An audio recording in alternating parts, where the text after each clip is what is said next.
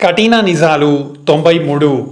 గోమాత పాలు తన బిడ్డకి అంటే దూడకు మాత్రమే సొంతం. కానీ మనిషి స్వార్థపరుడు. ఈ నిజం ఎప్పటికీ ఒప్పుకోరు.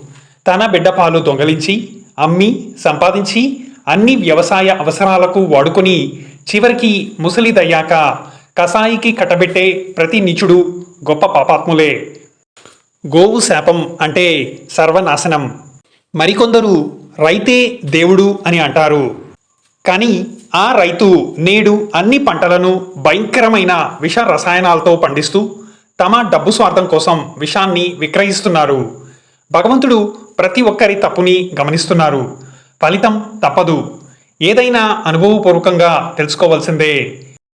ఇప్పటికైనా ఎవరికి వారు అన్ని పంటలను తమకు తాముగా పండించుకోవడం ఉత్తమం.